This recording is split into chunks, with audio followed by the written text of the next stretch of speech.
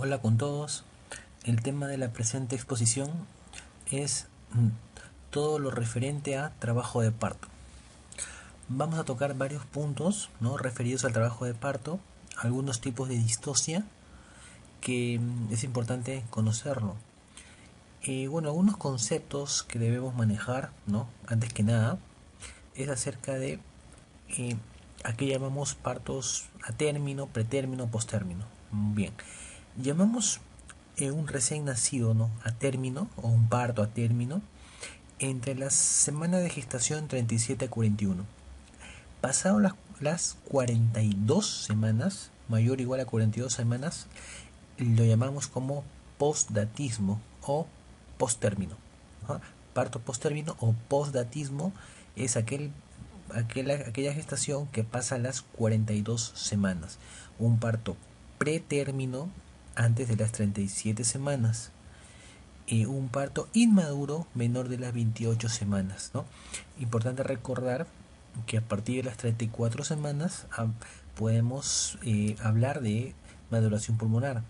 Y antes de las 34 semanas, obviamente, de un pulmón no maduro que probablemente vaya a ser algún tipo de distrés respiratorio, ¿no?, una enfermedad de membrana hialina que podría requerir, ¿no?, algún tipo de maduración pulmonar antes del parto, ¿no? Como ya vimos en clases anteriores, la corticoterapia antenatal en gestaciones de menos de 34 semanas.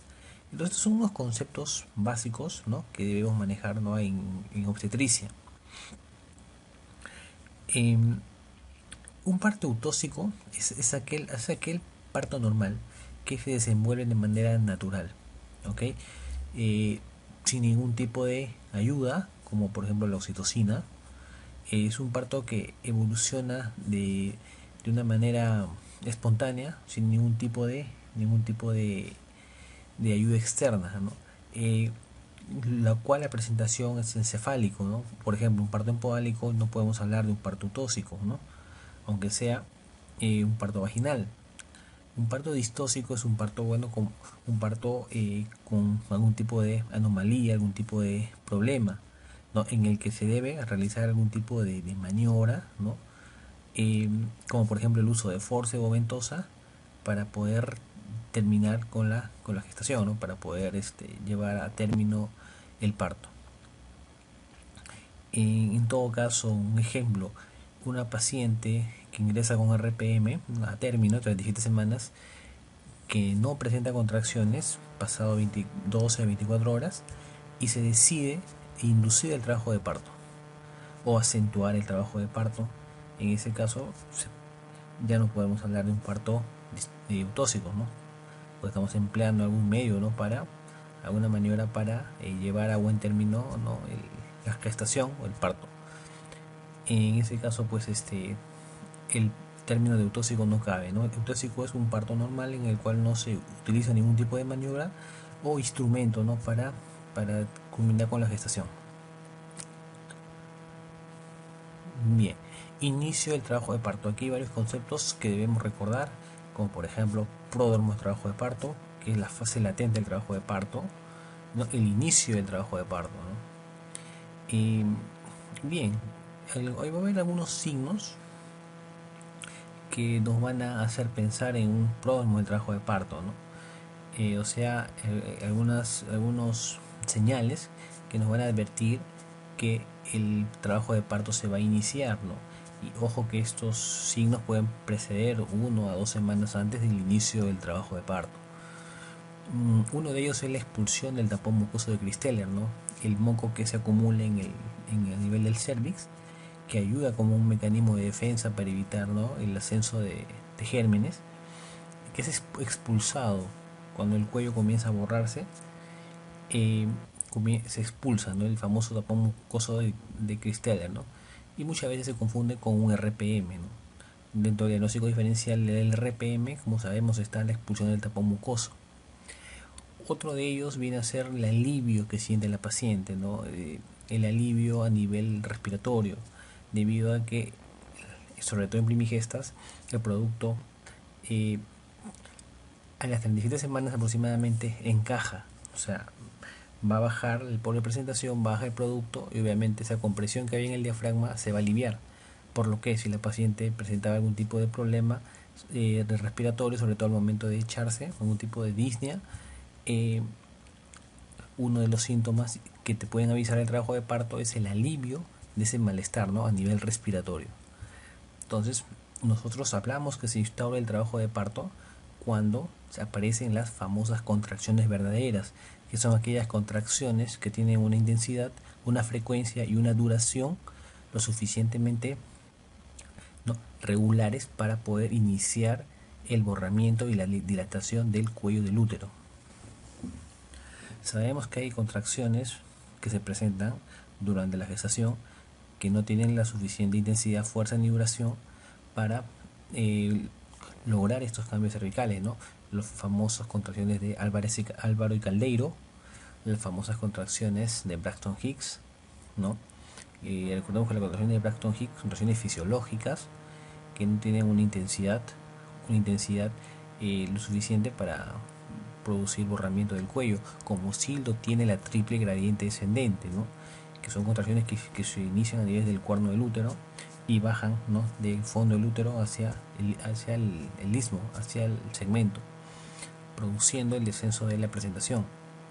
Son contracciones de dos contracciones en 10 minutos aproximadamente, con una intensidad de 30 a 50 milímetros de mercurio, ¿no?, con una duración de aproximadamente 60 segundos, ¿no? Y esto debe ser de manera regular, debe mantenerse por aproximadamente 60 minutos, produciendo un borrado de un 50% del cuello, ¿no?, y una dilatación de 2. Con estas características podemos afirmar que se está iniciando el trabajo de parto. Unas características importantes, que en las primigestas y las multigestas va a haber algún tipo de diferencia al momento del inicio del trabajo de parto. Se dice que las primigestas, a las 37 semanas ya se va a producir el encajamiento del producto. ¿Y qué es el encajamiento? Cuando la zona más declive de la presentación del producto se encuentra a nivel de las espinas ciáticas y el diámetro biparietal ha pasado el estrecho superior de la pelvis, ¿no?, como más adelante lo vamos a ver. Entonces, las primigestas, el producto encaja a las 37 semanas, mientras que en las multigestas el producto va a encajar cuando se inicie el trabajo de parto. Si el trabajo de parto se inicia en la multigesta a las 40 semanas, es ahí recién que se va a producir el encajamiento. También se dice que en las primigestas el cuello se borra y luego se dilata, ¿no?, mientras que en las multíparas estos dos cambios suceden simultáneamente. Bien, el trabajo de parto, como sabemos, ¿no?, es un periodo que comprende desde el inicio de las contracciones hasta que se produce la expulsión de la placenta. No confundir, ¿no?, fase del trabajo de parto con las etapas del trabajo de parto, ¿no? Vamos a explicar eso un poco más adelante. Como ya habíamos definido, ¿no?, una definición del trabajo de parto pone contracciones regulares, intensas, dolorosas. Es una característica importante que las contracciones del trabajo de parto producen dolor, a diferencia de las de Braxton Hicks, que solo pueden producir molestias, más no dolor. Entonces el inicio del trabajo de parto se va a producir cuando encontramos esos cambios del cuello que mencionamos anteriormente, ¿no?, dilatación de 2 centímetros, incorporación mayor a 50% y contracciones regulares intensas, ¿no?, 2 en 10 minutos, de 2 a 5 en 10 minutos. Recordemos que en el expulsivo es donde se produce mayor cantidad de contracciones en 10 minutos, ¿no?, pudiendo llegar a 5 contracciones en 10 minutos en el periodo expulsivo.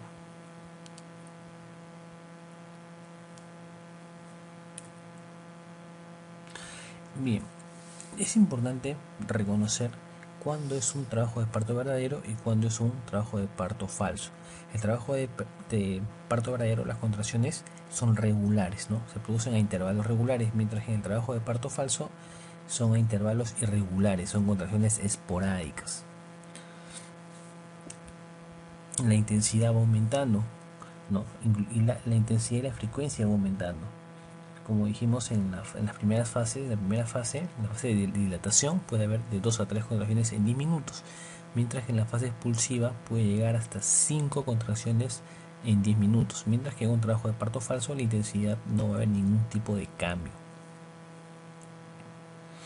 En el trabajo de parto verdadero va a haber molestias, el dolor va a irradiar a la zona lumbar y en el abdomen, mientras que en el trabajo de parto no va a haber tanto dolor, más que todo va a haber molestias en la porción inferior del abdomen. En el trabajo de parto verdadero, cuando le haces un tacto vaginal, vas a encontrar dilatación del cuello. ¿Por qué? Porque la intensidad y la frecuencia de esas contracciones producen el borramiento de la dilatación del cuello del útero, mientras que en el trabajo de parto de falso no va a haber cambios a nivel del cuello. Si a esa paciente le colocamos a una paciente que viene refiriendo dolor y uno tiene duda de que si son contracciones o es un dolor de otro índole, y le colocas un diclofenac con una diosina, un Plidan, si es un trabajo de parto verdadero, las molestias no se van a detener, el dolor va a continuar, mientras que si es un trabajo de parto falso, el dolor puede ceder a dicha medicación.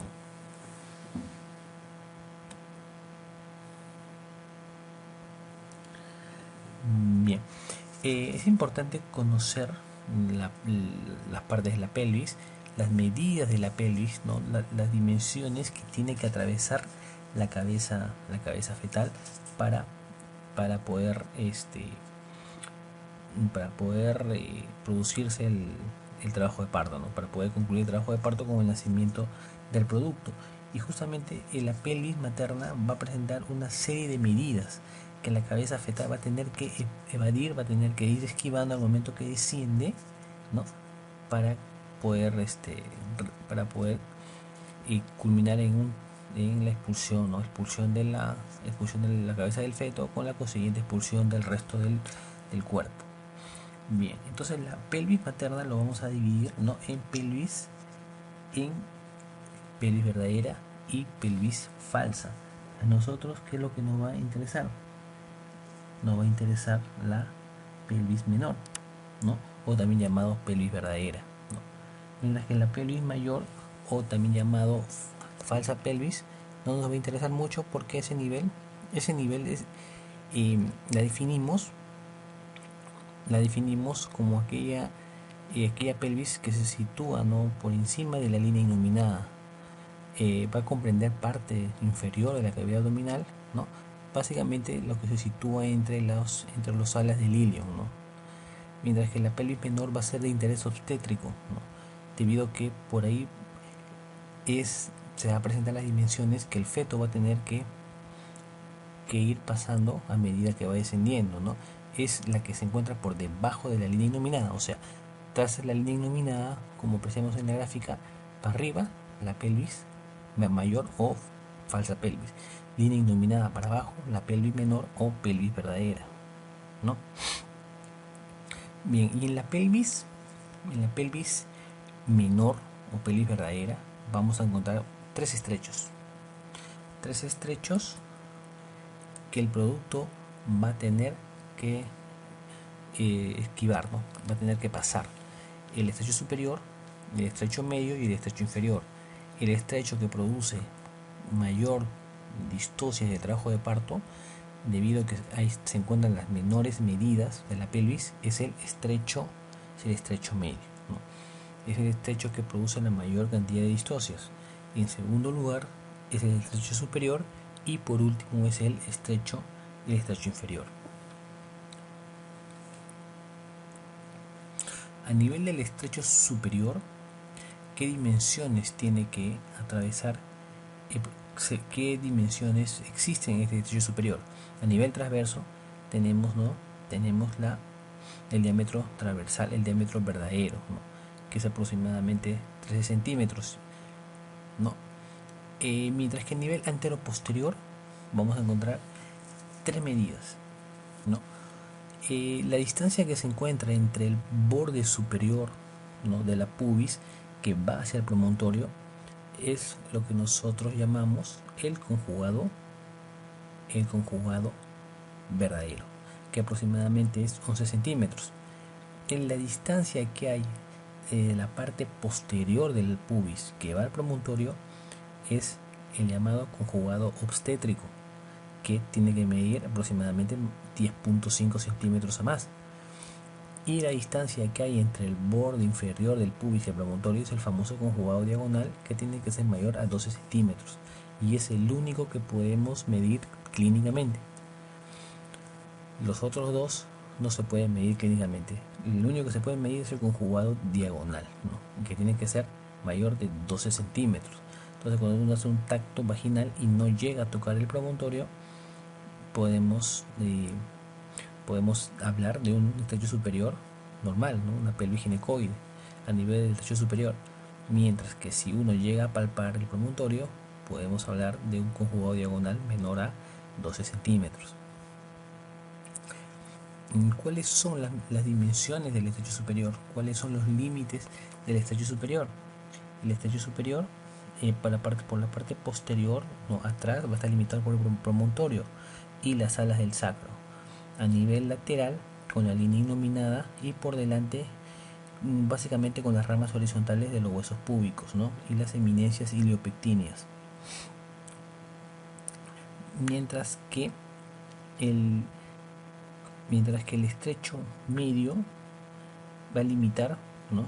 Va a limitar el estrecho medio por delante con el borde inferior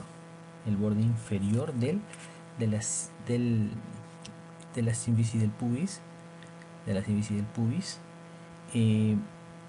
hacia ambos lados, hacia las zonas laterales, va a limitar con las espinas ciáticas, ¿no? Y hacia atrás con el sacro. Parte del borde inferior de la sínfisis del pubis, y va a llegar, ¿no? Hacia el sacro a nivel de S4 y S5. Recordemos que el estrecho medio es de forma circular. ¿No? Las dimensiones que nos va a presentar no es el diámetro pisiático, aquel diámetro que va entre ambas espinas ciáticas, que tiene que ser 11 centímetros, ¿no? En anteroposterior tenemos el diámetro mid-sacro subpúbico, que une el borde inferior de la sínfisis con el punto más alejado de la excavación sacra, que tiene que ser 11.5 centímetros. Y lo que respecta al estrecho inferior, ¿no? Va a limitar ambos lados con las tuberosidades isquiáticas, ¿no? Con el borde inferior de los ligamentos sacrociáticos hacia adelante con el arco subpúbico y hacia atrás con el sacrocoxis, ¿no? Tiene una forma ovalada, ¿no? Con el eje mayor orientado en un sentido anteroposterior. Y los diámetros que va a presentar, ¿no? El diámetro pisquiático de 11 centímetros. ¿En qué diámetros anteroposteriores va a presentar? El diámetro subcoxis subpúbico, que es 9 centímetros, y por medio de la retropulsión del coxis puede aumentar 2 centímetros más, llegando a 11 centímetros, ¿no? Y otro es el diámetro anteroposterior subsacro subpúbico, que es aproximadamente 11 centímetros, ¿no? Y hay una línea que une los tres ejes de ambos estrechos, ambos estrechos, ¿no? Estrecho superior, estrecho medio y estrecho inferior, es el famoso eje pélvico o curva de Carus, ¿no? Acuérdense de ese concepto, que podría ser motivo de pregunta. Esta es una clasificación de las pelvis patológicas, ¿no? En el cual vamos a encontrar 4 tipos de pelvis, ¿no? Las ginecoides, antropoides, androides y platypeloides. Esa es la clasificación de Caldwell y Molloy, ¿no? Entendiendo como pelvis ginecoide aquella pelvis compatible, ¿no? Para un trabajo de parto eutóxico, ¿no? La pelvis platypeloide es una pelvis patológica, cuyo estrechamiento va a ser a nivel anteroposterior, ¿no? Mientras que la pelvis antropoide va a tener su mayor estrechez a nivel transversal, ¿no? La pelvis androide, ¿no? Que tiene forma de corazón, una pelvis también patológica. Esas 3 tipos de pelvis patológicas van a cursar, ¿no? Con algún tipo de alteración en sus medidas que van a impedir un trabajo de parto eutóxico. Más adelante vamos a ir repasando un poco más de esto. ¿A qué nos referimos cuando hablamos de situación, presentación, actitud, ¿no? Y posición?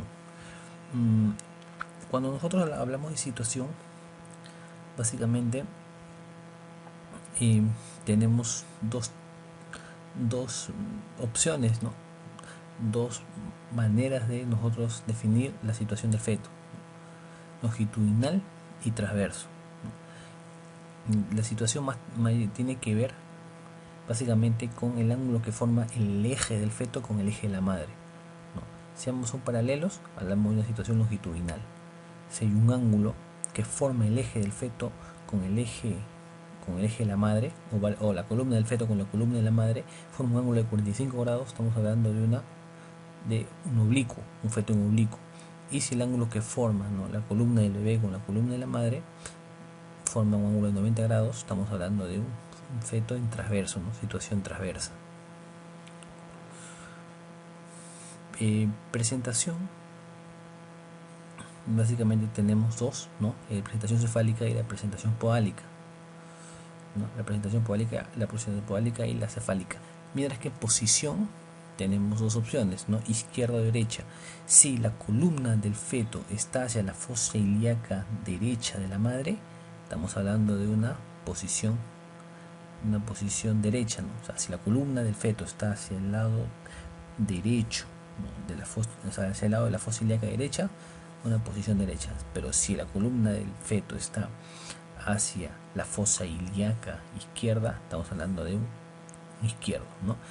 Si nos guiamos aquí de esta imagen, de la imagen A, en el cual hay una presentación longitudinal, cefálica, no de vértex, aquí sería una situación longitudinal, ¿no? El eje del feto forma paralelo al eje de la madre, cefálico porque la cabeza es la que se presenta al canal del parto. Posición, en este caso, si viéndolo de esta manera, imaginándonos que está dentro del útero de la madre, estaríamos hablando de una posición izquierda, ¿no? ¿Qué es una presentación de vértex? Una presentación de cara, una de frente.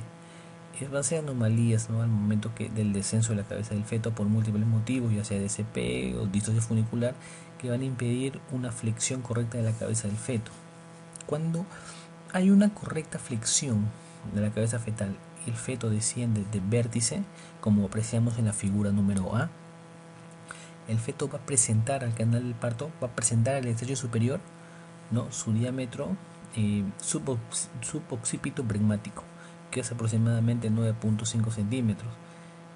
Pero si por algún motivo no llega a flexionar la cabeza de manera adecuada y baja de manera indiferente, sin ningún tipo de flexión, como vemos en la figura número B, llamado también presentación indiferente, el diámetro que va a presentar al canal del parto va a ser el occipito frontal, que es aproximadamente 12 centímetros. O sea, mayor dimensión va a presentar al nivel del estrecho superior. Mientras que si baja de flexionado, como vemos en la figura C, ¿no?, o presentación de frente, en el cual al momento de hacer el tacto lo que se va a tocar son las cejas, ¿no?, cejas y parte de la nariz, vamos a hablar de una presentación de frente. Y en este caso, la dimensión que va a presentar al canal del parto o al estrecho superior el feto va a ser el mento occipital, ¿no?, el mento occipital, que es 13.5 centímetros. Y la tercera deflexión, que es la deflexión de tercer grado, la B la deflexión de primer grado, la C de segundo grado, la D la deflexión de tercer grado, o de cara, ¿no?, presentación de cara. La longitud o el diámetro que va a presentar el producto va a ser el submento bregmático, que es aproximadamente 9.5 centímetros.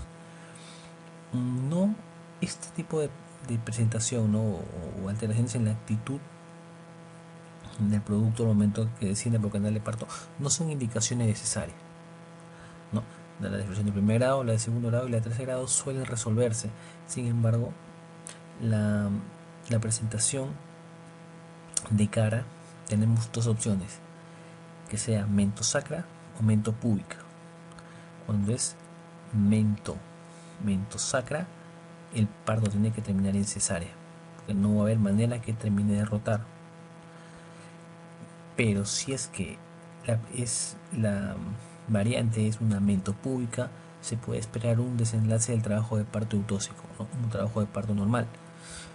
Igual sucede con la deflexión de primero y segundo grado, ¿no? En la de segundo grado es más complicado ello debido a que el diámetro que presenta es 13.5 centímetros, un diámetro mayor, por lo cual la cabeza no va a descender.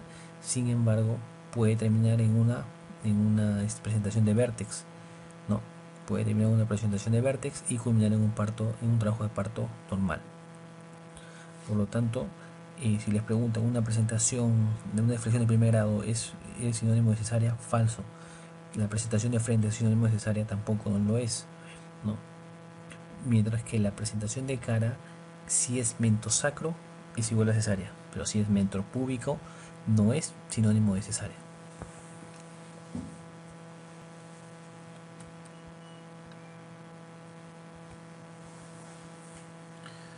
La variedad de presentación. Bien, la variedad de presentación va a ser la relación que va a haber entre las fontanelas, ¿no? Las fontanelas y el sacro y el pubis, ¿no? Como apreciamos en la figura número A, ¿no? Está un poquito chiquito la imagen, pero se puede ver. Podemos darnos cuenta, podemos observar las dos fontanelas, la fontanela anterior o bregmática y la fontanela posterior, ¿no? O lambdoidea, ¿no? Que de forma triangular, a diferencia de la bregmática que de manera romboidal, de forma romboidal. La variedad de presentación más frecuente es la occipito ilíaca izquierda anterior, como apreciamos en la figura número A. ¿Y por qué decimos occipito ilíaca izquierda anterior? Occipito ilíaca, eso siempre vamos a poner esas dos letras en una presentación de vértex, ¿no? Siempre va a ser occipito ilíaca. Lo que va a definir si es izquierda o derecha es para qué lado está la fontanela posterior, ¿no? O la lambdoidea. Esa fontanela posterior es la que va a definir las dos letras finales, ¿no? O sea, siempre va a ser occipito ilíaca. Como apreciamos, siempre es OI, OI, OI. Pero las dos letras que siguen van a ser definidas por la posición que adopte la fontanela posterior. Como vemos en la figura número A, observamos que la fontanela posterior o triangular se encuentra para el lado izquierdo, ¿no? Para el lado izquierdo de la madre. Por lo tanto, sería una occipito ilíaca izquierda, ¿no? Y trazamos una línea transversa, ¿no? De las espinas ciáticas y vemos para qué lado está la fontanela posterior. Si está pegado para el lado del pubis o si está para el lado del sacro. Si está para el lado del pubis, como vemos en la figura A, sería una occipito ilíaca izquierda anterior. Pero si está más pegado para el lado del sacro, como vemos en la figura B, sería una occipito ilíaca izquierda posterior.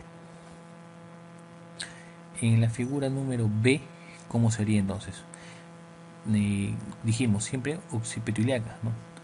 Las dos letras lo va a definir la posición, ¿no? De la fontanela posterior. Entonces en la B, ¿cómo sería? En la B del lado derecho, donde vemos que está en transverso la sutura sagital. Ahí podemos entonces nosotros decir que es una occipito ilíaca. Vemos que la fontanela posterior está para el lado derecho de la madre, entonces sería una occipito ilíaca derecha. Pero también observamos que no está ni pegado hacia el pubis ni pegado hacia el sacro, ¿no? Entonces en este caso sería una occipito ilíaca derecha transversa, ¿no? Pero en la imagen que vemos al costado, ¿no? Al costado de la figura B del lado derecho, vamos a ver que ahí la fontanela posterior está más pegado para el lado del sacro, pero para el lado derecho materno, ¿no? En este caso, ¿cómo nosotros la denominaríamos? Una occipito ilíaca derecha posterior, ¿no? Porque la fontanela posterior está para el lado derecho de la madre y pegado para el sacro. Entonces es una derecha posterior. Y estas son las que más demoran en rotar, ¿no? Porque va a ser mayor distancia, mayor tiempo que va a demorar para culminar su rotación, porque aquí va a tener que rotar 135 grados, a diferencia de una occipito ilíaca izquierda anterior, como vemos en la figura A del lado izquierdo, porque ahí solamente son 45 grados que tiene que rotar para estar en antero posterior, porque recuerden que el producto nace mirando el piso. Entonces va a ser menor el tiempo que demora en rotar 45 grados a que el tiempo que va a demorar en rotar 135 grados, ¿no? En las situaciones occipito ilíacas derechas posteriores, ¿no? Que son las que nos traen mayor problemas al momento del trabajo de parto, por la demora que hay en el momento de rotar. Y si es que hay una desproporción cefalopélvico, nunca va a terminar de rotar esa cabeza y el parto va a culminar en cesárea. Entonces la variedad de posición más frecuente es la olla. ¿Y qué es la olla? Occipito ilíaca izquierda anterior. Y es la que es más fácil desencadenar o que culmine el parto, ¿no? Debido a que solamente tiene que rotar 45 grados, ¿no? Entonces no se olviden de eso. La variedad de presentación más frecuente es la occipito ilíaca izquierda anterior.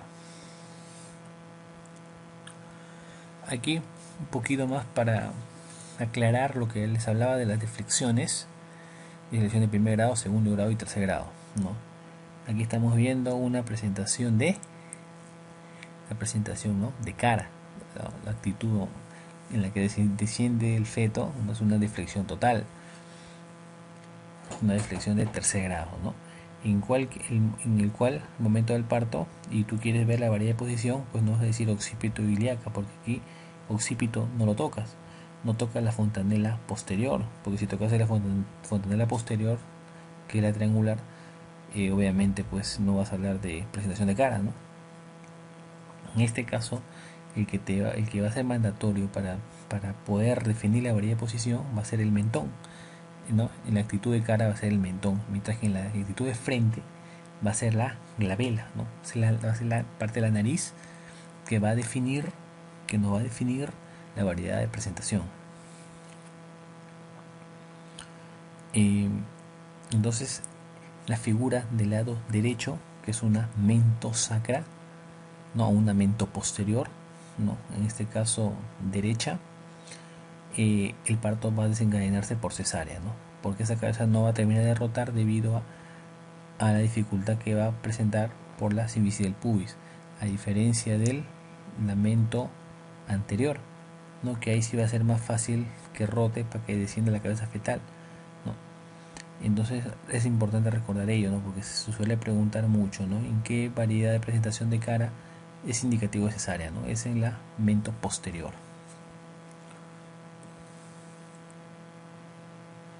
Que tenemos una situación longitudinal podálico izquierdo, ¿no? Una presentación pelviana, ¿no? Es de nalgas puras.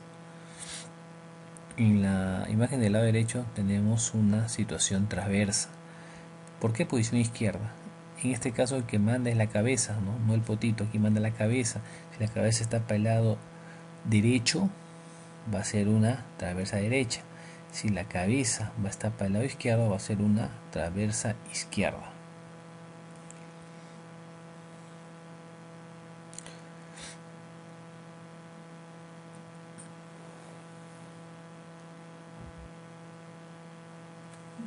Bien. Todo esto que hemos hablado de la situación, presentación, posición, la actitud, ¿cómo lo vamos nosotros a diagnosticar o cómo lo vamos a evidenciar? Va a ser básicamente por la clínica, ¿no? La clínica, las maniobras de Leopold, sabemos que son 4 maniobras de Leopold. La primera maniobra, en el cual evaluamos el fondo del útero, vamos a evaluar ahí presentación, ¿no? Si a ese nivel del fondo del útero, la primera maniobra de Leopold, lo que palpamos es la cabeza, obviamente ya podemos hablar de una presentación podálica, ¿no? Pero mientras que si lo que palpamos es el polo caudal, estamos hablando de una presentación cefálica.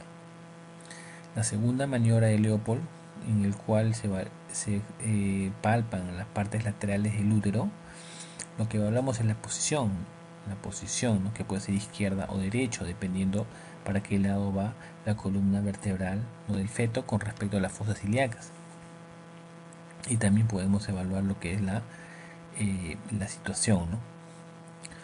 En la tercera maniobra de Leopold, en la cual vamos a evaluar la parte a nivel del inferior del útero, va a ser básicamente para ver la presentación, ¿no? Si a ese nivel tocamos la cabecita del bebé, estamos hablando de una presentación cefálico. Mientras que la cuarta maniobra de Leopold básicamente es para evaluar si la cabeza ha encajado o no. La imagenología, en este caso la ecografía, la tomografía y la resonancia, lo cual no suele usarse con mucha frecuencia, casi nunca se usa. Básicamente usamos la ecografía para evaluar la presentación, la situación del feto, ¿no? Y es de mucha ayuda, y sobre todo en casos en que dudamos si el bebito está encefálico o está empodálico.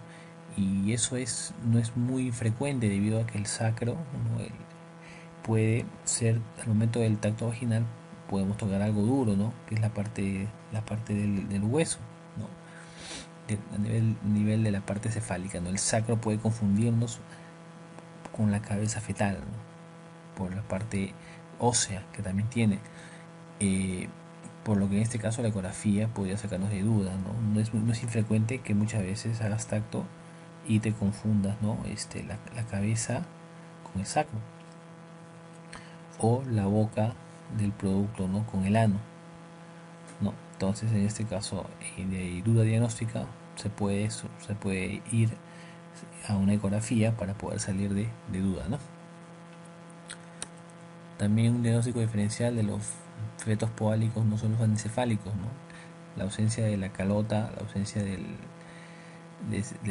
hueso puede hacer confundir, ¿no?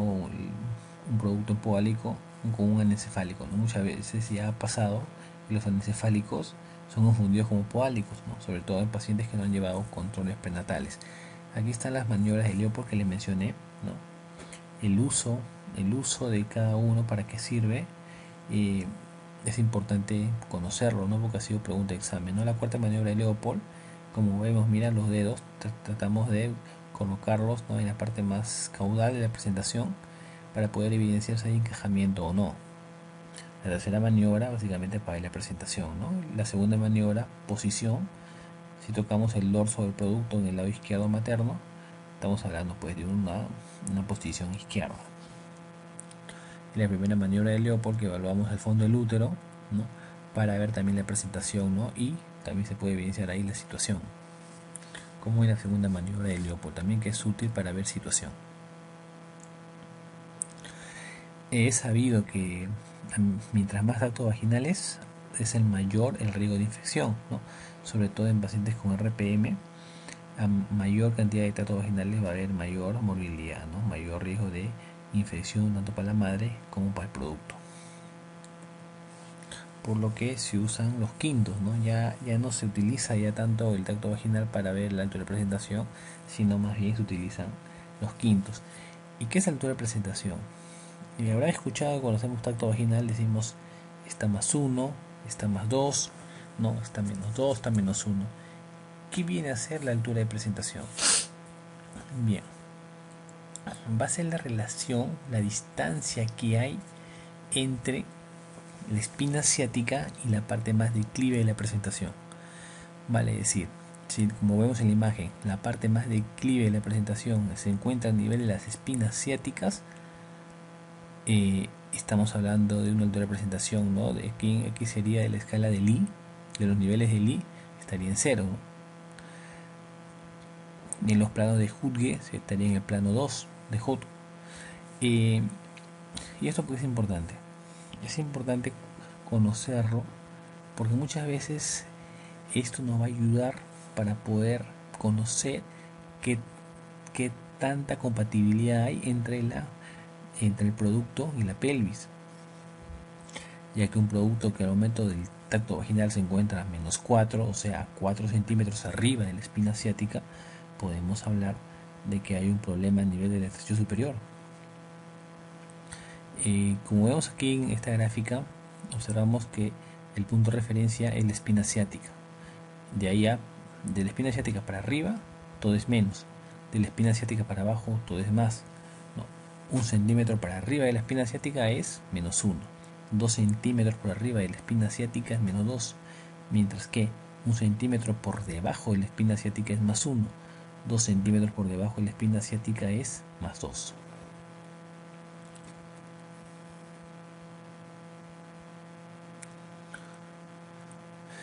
Bien, bueno, aquí la importancia también que tiene el tacto vaginal, si bien es cierto, se recomienda no hacer tactos vaginales muy seguidos, pero sin embargo es también conocido que es importante hacer un buen tacto vaginal, ¿no? La manera de hacer un buen tacto vaginal no es introduciendo los dos dedos, ¿no?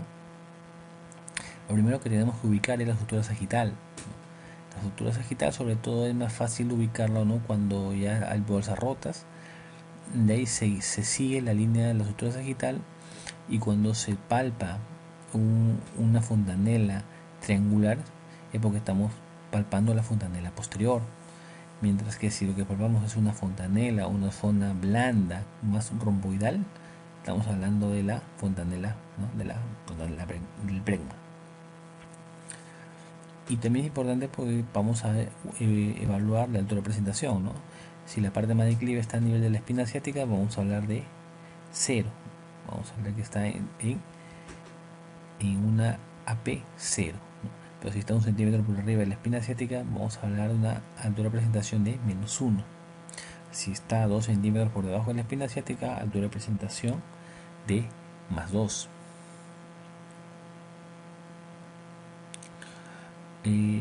Bien. Antes de terminar con esto, es importante que nosotros conozcamos los famosos planos de Hodge. Bien, lo que apreciamos en la imagen anterior que les puse, eran los famosos planos de Lie, ¿no? Los planos de Lie o estación de Lie, ¿no? En el cual se utilizan, como les comentaba, como parámetro la espina ciática, ¿no? Y de ahí vas tomando la altura en centímetros para arriba menos y para abajo más. Es importante también conocer los famosos planos de Hodge. ¿Y cuáles son ellos? Bien, el primer plano de Hodge es aquel nivel, ¿no?, que pasa por el borde superior de la sínfisis del pubis y se va hacia el promontorio, ¿no? Y eso justamente va a coincidir, ¿no?, con la estación -4 de Lie, mientras que el segundo plano de Hodge va a ser aquella línea que pasa por el borde inferior de la sínfisis del pubis y se va a extender hacia la segunda vértebra del sacro, ¿no? Y esa va a coincidir con la estación -2 de Lie, ¿no?, lo que estamos observando ahí. El tercer plano va a ser a nivel interespinoso, ¿no?, a nivel de las espinas ciáticas. Ahí va a coincidir el tercer plano de Hodge, va a coincidir con la estación 0 de Lie, mientras que el cuarto plano pasa a nivel de la punta del coxis no retropulsado, ¿no? Y ese va a corresponder con la estación +4 de Lie, ¿no? Es importante conocer básicamente como teoría, ¿no?, porque puede ser pregunta de examen. ¿Qué factores van a intervenir en el inicio del trabajo de parto? Y bien, para eso tenemos que hablar un poco de la fase del parto, ¿no?, la fisiología y el trabajo de parto. Y bueno, aquí es importante conocer la fase del trabajo de parto. ¿Y cuáles son las fases del trabajo de parto? Tenemos la fase 0 de quiescencia, la fase 1 de activación, la fase 2 de estimulación y la fase 3, ¿no?, de involución uterina. Básicamente, para resumir eso, que no ha sido motivo de pregunta, pero que es importante conocer, sobre todo para entender un poco el inicio del trabajo de parto. ¿Qué es lo que va a iniciar el trabajo de parto? Para eso vamos a necesitar un eje. Para el inicio del trabajo de parto se va a necesitar el eje hipotálamo hipófisis suprarrenal que se encuentre indemne, ¿no?, para que se produzca la activación hormonal necesaria para producir, ¿no?, la oxitocina o la prostaglandina necesaria para iniciar la contracción uterina. Por lo que los productos con anencefalia son aquellos productos que no inician de manera espontánea el trabajo de parto, debido a alteración a nivel de ese eje, ¿no? El miometrio. El miometrio es muy importante porque a ese nivel se producen las contracciones, ¿no?, importantes para comenzar la dilatación uterina. La distensión fibromuscular va a ser un factor importante para iniciar el trabajo de parto. la relación estrógenos-progestágeno. El progestágeno es relajante, mientras que el estrógeno va a favorecer las contracciones uterinas, debido a que el estrógeno aumenta los famosos Yap junctions o las conexinas, que son las uniones que hay entre las fibras musculares, ¿no? A su vez, los estrógenos también ayudan, ¿no?, a la producción de oxitocina, con lo cual se va a iniciar las contracciones a nivel del miometrio, ¿no?, iniciando el trabajo de parto. Sabemos que la oxitocina se sintetiza, ¿no?, en la parte posterior de la hipófisis. Más bien dicho, la oxitocina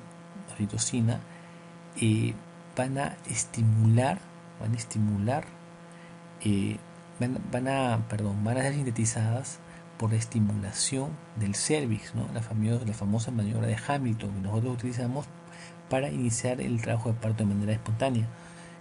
Hacemos una estimulación en el cuello del útero y esa estimulación va a producir la liberación de oxitocina, ¿no?, a nivel hipofisiario. Van a haber otros componentes también importantes que van a ayudar a iniciar el inicio del trabajo de parto, ¿no? Entonces ya mencionamos la distensión fibromuscular, el aumento de estrógenos a favor o en contra del aumento de progesterona, porque la progesterona es relajante, mientras que el estrógeno, como dijimos, va a tener algunas funciones importantes, sobre todo a nivel de las conexinas, ¿no?, y de la producción de prostaglandinas, que también favorecen los receptores por oxitocina, por ende aumentan las contracciones uterinas. El estímulo a nivel del cuello, el famoso reflejo de Ferguson, ¿no?, que aumenta las contracciones uterinas, la maniobra de Hamilton, que consiste, ¿no?, como les mencioné, en desprender las membranas del cuello, con lo cual van a aumentar la liberación de prostaglandinas, sobre todo la F2 alfa y la E2, con lo cual aumentan las contracciones uterinas.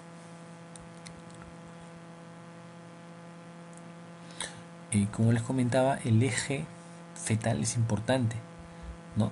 Es importante porque a nivel del hipotálamo vamos a liberarlo la adenocorticotropina, lo cual estimula a nivel de la hipófisis la liberación de la corticotropina, y esta a nivel de la glándula suprarrenal va a ayudar a sintetizar algunos componentes, ¿no?, como el cortisol, importantes para poder producir agentes que van a favorecer las contracciones uterinas, ¿no?, como por ejemplo el estrógeno, como comentamos, las funciones que tiene para el inicio del trabajo de parto, ¿no?, que van a depender de la correcta función de este hipotálamo hipófisis glándula suprarrenal.